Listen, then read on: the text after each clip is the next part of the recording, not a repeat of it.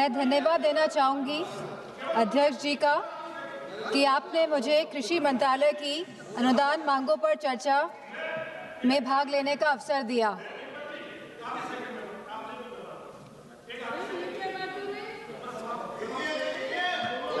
आपसे मांग करता हूं कि आलू पूरे देश भर के थालियों में जाता है, उसके बिना भोजन की कल्पना नहीं है। तो आलू के किसानों के लिए एक आलू का बोर्ड भी बनाया जाए और जो कोल्ड स्टोरेज में आलू जमा होता है उनके हमारे कोल्ड स्टोरेज वालों को बिजली पर बड़ी सब्सिडी दी जाए या घरेलू बिजली की तरह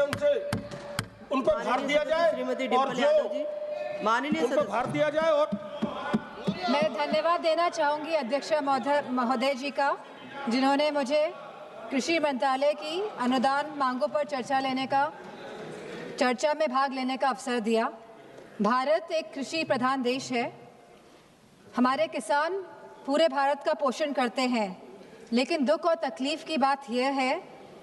कि जिस किसान के कंधे पर देश का बोझ है, आज वही किसान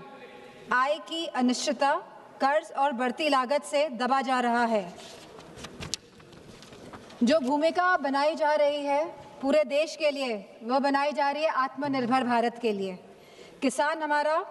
सम्मान पा सके, समृद्ध हो सके, आगे बढ़ सके, लेकिन इस भूमिका के अनुरूप जो कार्य होना चाहिए, मुझे नहीं लगता कि भारतीय जनता पार्टी की सरकार वह कार्य कर पा रही है। जो वास्तविक तस्वीर है वो कुछ और ही दर्शाती है। देश की जीडीपी की दर जहां 6% से बढ़ रही है पिछले 2 दशकों से,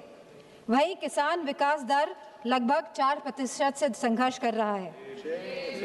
और फसल क्षेत्र जहां पे छोटा और सीमांत किसान निर्भर है वो केवल 2% से रेंग रहा है।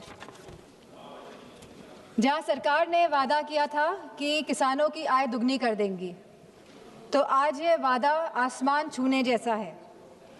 आज हमारे किसान भाइयों की आय केवल 8,000 से 10,000 रुपए तक प्रति माह सीमित रह गई है। और अगर हम फसल की खेती की वास्तविकता की बात करें तो यह आय केवल 3,800 रुपए प्रति माह तक सीमित रह गई है। जहां 46% देश की आबादी किसी कृषि क्षेत्र में है, वहीं आज हमारे किसान लगभग 50% किसान कर्ज में डूबा है और पिछले 10 वर्षों में 10 लाख किसानों ने आत्महत्या करी है। ये अपने आप में ही सवाल उठाता है जो भूमिका सरकार ने तय की है आत्मनिर्भरता की, उसके ऊपर। और जहां ये सुसाइड्स, आत्महत्या लगातार बढ़ रही हैं, मेरी सरकार से मांग है कि जिस तरह आप बड़े बड़े कॉरपोरेट जगत के लोगों का कर्ज माफ करते हैं, जहां 16 लाख करोड़ का कर्ज माफ किया गया है कॉरपोरेट जगत के लोगों का, वही हम चाहते हैं कि आप हमारे किसान भाइयों का भी कर्ज पूरी तरह माफ करने का कार्य करें। हमारे अभी भारतीय जनता पार्टी के सांसद बोल रहे थे कि एमएसपी की बात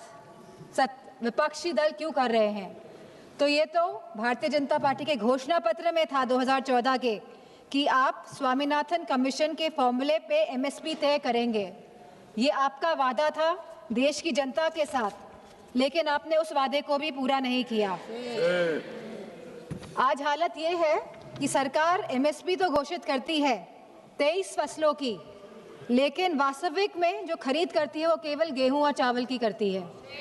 और वो भी पूरी तरह ये सरकार नहीं कर पा रही है। हम जानना चाहते हैं कि उत्तर प्रदेश में सरकार कितना गेहूं और कितने चावल की खरीद कर रही है और कितना प्रतिशत कर रही है, और कितनों को वापस कर दिया गया है। आज जहां हम प्रधानमंत्री फसल बीमा योजना की भी बात करना चाहेंगे, क्योंकि 25% इसमें कटौती की गई है और सरकारी आंकड़ों के अनुसार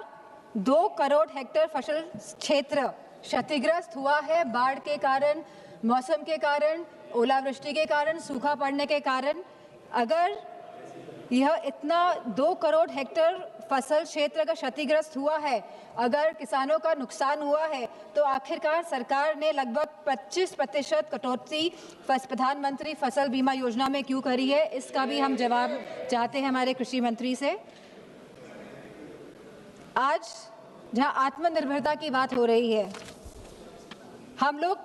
लगभग 20% निर्भर हैं आयात पे दालों को लेकर और लगभग 70% खाद्य तेल को लेकर हम निर्भर हैं दूसरे देशों पर। तो हमारी मांग हमारे कृषि मंत्री से ये है कि दालों के लिए और तिलहनों के लिए एमएसपी वो सुनिश्चित करें, जिससे कि हमारा देश वाकई में आत्मनिर्भर बने, हमारे किसान आत्मनिर्भर बने। बजट की अगर हम फिस्कल आर्किटेक्चर की बात करें तो जहां पे कैपिटल इन्वेस्टमेंट और रेवेन्यू एक्सपेंडिचर में तालमेल होना चाहिए, तो वहीं पे देखा गया है कि पूरा का पूरा जोर और पूरी की पूरी ढलान जो है वो रेवेन्यू एक्सपेंडिचर की तरफ जा रही है। हम फर्टिलाइजर्स की बात करें आज, तो हम जानना चाहते हैं कि हमारा देश कितना निर्भर है दूसरे देशों पर फर्टिलाइजर्स के लिए, और ये हम इसलिए जानना चाहते हैं कि पिछले कुछ वर्षों में लगातार ये देखने को मिला है कि डीएपी की किल्लत हो रही है किसानों को। किसान लाइनों में खड़े हो रहे हैं, कालाबाजारी हो रही है डीएपी को लेकर, और जहां कालाबाजारी हो रही है वहीं किसानों को समय पे खाद नहीं मिल पा रही है, जिससे कि किसानों को नुकसान उठाना पड़ रहा है। इसी के साथ हम चाहते हैं कि जो इंडियन यूएस ट्रेड डील हुई है उस पर बड़े विस्तार के साथ चर्चा हो इस सदन पे। ये बहुत ज़रूरी है कि पूरे विस्तार के साथ चर्चा हो, क्योंकि ये कहीं ट्रेड डील हमारे देश के किसानों के लिए ब्लंडर डील ना साबित हो। इसीलिए इसके लिए हम चाहते हैं कि इस पे चर्चा हो, किसान को पूरी तरह कहीं ये ट्रेड डील तबाह ना कर दे, क्योंकि इसमें देश के हर स्टेट्स का किसान इन्वॉल्व होगा, चाहे वो फल की खेती हो, चाहे वो हमारे सोयाबीन की खेती हो, चाहे वो आलू की खेती हो, और कहीं ना कहीं जिस तरह से डेयरी प्रोडक्ट्स हमारे मार्केट में आएंगे तो हमारे देश के किसान इससे प्रभावित होंगे। तो मेरी इस मांग को लेके भी कृषि मंत्री जी इस पे ध्यान दें कि हमारे देश के जो प्रोडक्ट्स हैं वो कैसे बाहर के प्रोडक्ट्स के साथ compete कर पाएंगे, जब यूएसए की सरकार अपने किसानों के साथ खड़ी हुई है, तो हमारे देश की सरकार आखिर अपने किसानों के साथ क्यों नहीं खड़ी हुई है।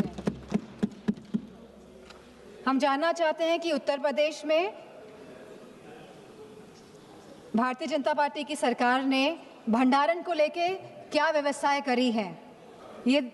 और मंडियों को लेके क्या व्यवस्थाएं करी हैं, क्योंकि मेरी कॉन्स्टिट्यूंसी मैनपुरी है और अभी कुछ एक हफ्ते पहले जहाँ पे मैनपुरी और आसपास के सभी ज़िले, चाहे वो फर्रुखाबाद हो, चाहे वो इटावा हो, चाहे वो एटा हो, चाहे वो कन्नौज हो, यहाँ पे आलू की बहुत बड़ी पैदावार होती है, और जहाँ लागत जो हमारे आलू में आती है प्रति क्विंटल ये 600 से 800 रुपये आती है, आज ये 100 रुपये का भी प्रति क्विंटल नहीं बिक पा रहा है। तो किसी तरह की सहायता हमारे आलू के किसानों के लिए हमारे कृषि मंत्री करेंगे। और जिस तरह हमारे इस क्षेत्र में लहसुन की खेती भी होती है और मूंगफली की भी खेती बड़े पैमाने में होती है, तो हम जानना चाहते हैं कि कोई भी एग्रो प्रोसेसिंग क्लस्टर मैनपुरी या आसपास के ज़िलों में कृषि मंत्री जी लगाएंगे या नहीं लगाएंगे, क्योंकि एग्रीकल्चरल इंफ्रास्ट्रक्चर जो फंड है वो केवल 910 करोड़ का है। तो हम जानना चाहते हैं कि उत्तर प्रदेश में इस सरकार द्वारा कितनी मंडियां लगेंगी, कितने एग्रो प्रोसेसिंग क्लस्टर लगाए जाएंगे, कितने कोल्ड स्टोरेजेस बनाए जाएंगे या भंडारण केंद्र बनाए जाएंगे। हम सभी जानते हैं, इसी के साथ मैं ये भी कहना चाहूँगी कि पीएम किसान संपदा योजना और फ्रूट प्रोसेसिंग की पीएलआई स्कीम का ऑडिट अगर किया जाए तो पता चलता है कि मूल्य संवर्धन और सब्सिडी का सारा पैसा महाराष्ट्र और गुजरात के बड़े कॉर्पोरेट्स की जेब में जा रहा है। यूपी के इस विशाल कृषि हृदय को प्रोसेसिंग इंफ्रास्ट्रक्चर से जानबूझकर कहीं वंचित तो नहीं रखा जा रहा है। तो मेरी सरकार से डिमांड है कि आप हमारे क्षेत्र की तरफ भी देखें, उत्तर प्रदेश की तरफ भी देखें, यहाँ पे प्रोसेसिंग क्लस्टर्स लगाएं, यहाँ पे मंडियाँ बनवाएं, जिससे कि किसान बिचौलियों के हाथों में ना फंसे और अपने कृषि उत्पादकों को वो सही दाम पे बेच पाएं। और जो छोटे किसान हैं जो दूसरों की ज़मीन पर खेती करते हैं, अगर उनकी खेती आपदा या किसी भी वजह से नष्ट हो जाती है तो उन्हें सरकार से कोई भी सहायता नहीं मिलती है। तो हम ये चाहते हैं सरकार से कि उनका मुआवजा सुनिश्चित किया जाए और उनको किसी इस तरह की आर्थिक सुरक्षा दी जाए। इन्हीं किसान दुर्घटना बीमा में जहां 5 लाख रुपए आज किसानों को मिल रहे हैं, तो हमारी ये गुजारिश है सरकार से, हमारे कृषि मंत्री से, कि इसे बढ़ाकर 10 लाख रुपए किया जाए। और इन्हीं शब्दों के साथ मैं अपनी बात को समाप्त करती हूँ। बहुत बहुत धन्यवाद।